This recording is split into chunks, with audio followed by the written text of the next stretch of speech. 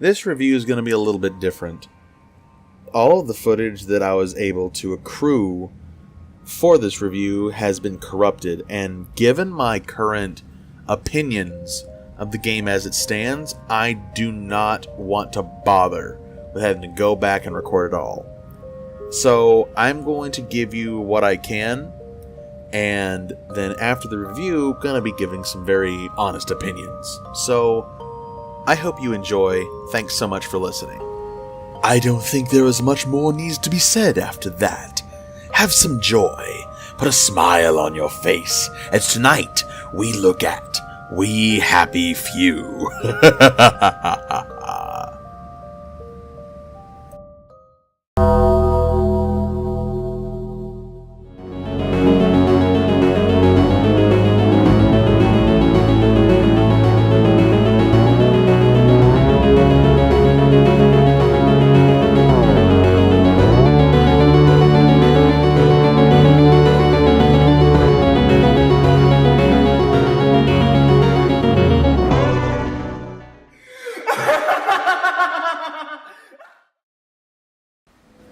In the dystopian past of 1964, the citizens of Wellington Wells have concocted a miracle drug called Joy to help them forget the terrible happening guilty of them. Follow the story of Arthur, a man suffering from the memories of his brother as he attempts to lead this land of never-ending happiness. We Happy Few is a game of amazing visuals. Between the joy-tinted lenses of perception and the grimdark sights of reality, the game does an amazing job of making the world feel concise. However, while on the surface the game is visually appealing, after a few hours of play you begin to see repetition. Perhaps it's from its roguelike origins, but between house design, NPC variation, and in-game props, there is a lot of repeated assets that make the game's visual prowess feel skin-deep at best. Music in the game feels excellent, and the voice acting and writing is superb. While not a comedy by any means, this is a game about a depressed main character in a world of drugged-out happy folk. The dialogue feels campy and enjoyable. Oh boy, here we go. As the game stands right now, We Happy Few is not a game I would feel comfortable paying full AAA retail price for, and the reasoning behind that method of thought lies in the gameplay. While I get a very heavy Bioshock and crafting survival vibe from this game, there is a lot of polish that needs to happen well before it feels the need to meet the expectations of AAA titles. On the surface, We Happy Few combines stealth, gathering, and crafting, randomly generated world layouts, skill trees, and more into one game. To say this has already been done in one shape or form is redundant. However, because it's all been done before, there is a lot of things that should not just be let go when it's released. Stealth is the most powerful thing in the game for the first hour, allowing you to actually fight the world around you because you are so weak. However, once you get a strong enough weapon, you can ignore stealth and kill everything in sight, or run outside the map/town until the populace forget to exist. Gathering and crafting is tedious and repetitive. The only useful thing you craft besides a weapon is a healing balm, which literally grows like weeds, so getting it isn't an issue. Outside of story items, 90% of the crap that you pick up will be sold, and that's if you find a vendor. The randomly generated world keeps the basic format of locations, just change where things are in those locations. Of the dozens and dozens of houses and areas you can explore, only about 5 to 10% of them are places you can actually enter and raid, giving the place a very fake sense of expanse. Skill tree level ups at random points in the story, so there's no point in trying to power the game to get levels sooner, and most of the skills feel pointless in a certain point. And combat is glitchy and annoying, enemies literally teleporting in the middle of a fight, or clipping out of bounds and alerting guards from another section entirely. Half the time your swings go wide and your shovel whiffs in midair. All of this is not even taking into account how utterly dull and depressing Arthur is. A mopey, whiny, despair upon all things main character who saw a picture in the newspaper that gave him PTSD and a perpetual case of downtrodden mutterings. Every other word out of this guy's mouth is a whimpering, shaky, oh dear, voice that is utterly grating to listen to. Yeah, I get that it's the point of the game to show you can't be happy all the time, but Arthur gives me no reason to care about his success. We Happy Few suffers from what I can only call shine over substance. The building blocks are there to make a great game, but I wouldn't recommend this game in its current state for anything other than half of its going price. If all the issues in this game were fixed, I can see it being a fun indie title that could potentially tell an interesting story. But as it is, I give this game a forced smile out of 10. I want to like this game. I love the aesthetic and I like crafting survival titles, but honestly, there's too much wrong with it right now for me to want to spend any more time on it. Oh, we have all done things we regret, sir. Some of them we regretted as we done them. Some of them never quite go away. And now we get to the more personal side of the review. Whenever I first saw this months ago, I saw some of the other YouTubers playing it. I was really intrigued by what this game could potentially be. The randomly generated world, the random loot that you could get, the stuff that you could eventually build. It all led to a very interesting setting. I like the idea of a dystopian past where a town collectively forgot about something terrible that they did by making themselves forcefully happy. And it was an interesting idea and an interesting story premise. However, and other people have already gone at length telling of how much, telling of their thoughts, who are far better than me, like Jim Sterling is one of them. He could give you a much better breakdown of this game and the message it's trying to get across. I'm not even going to talk about the message of the game, even though I find the idea fascinating, but it was poorly executed. Now, my problem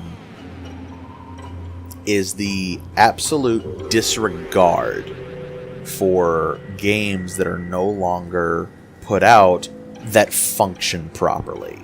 I can understand having a game with a couple bugs here or there that once you put it out and you didn't realize until after you put it out that, oh, I've got to fix this problem. We live in a day where you can literally fix a game via update, and that's a good thing.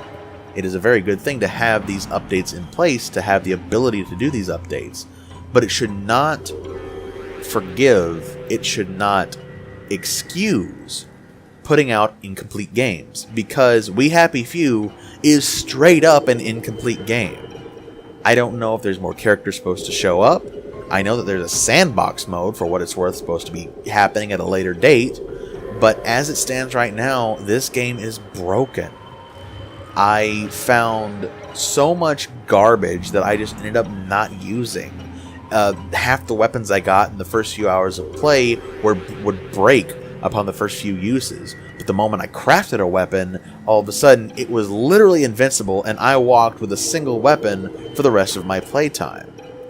Is that a glitch, or is it supposed to be that way? Randomly generated stuff that you have to loot from houses, it's random, and there is no surefire way to get what you need. And then you you are required to hunt down a vendor and buy the parts or the item you need to get past part of the story.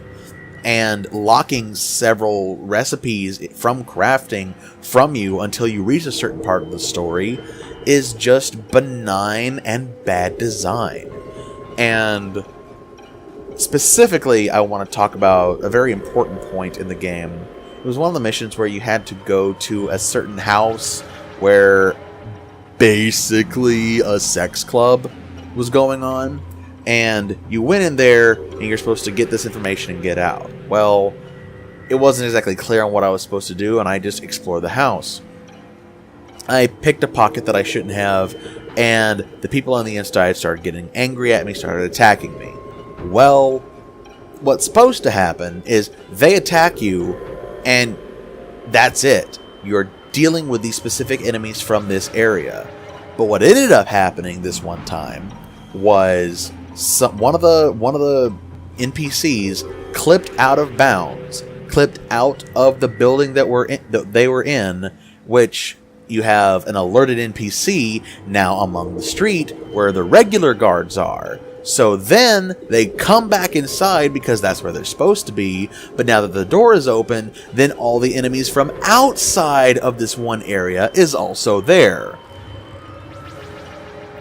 The game is so broken that an NPC clipped out of bounds, alerted enemies that shouldn't have been there, and then brought the enemies back whenever they came back to where they were supposed to go. That is downright inexcusable for a game. If your game is that broken, don't release it. I understand that there's deadlines. I understand that there is a need for certain things to be done before a game can be released. And I understand wanting to release a game.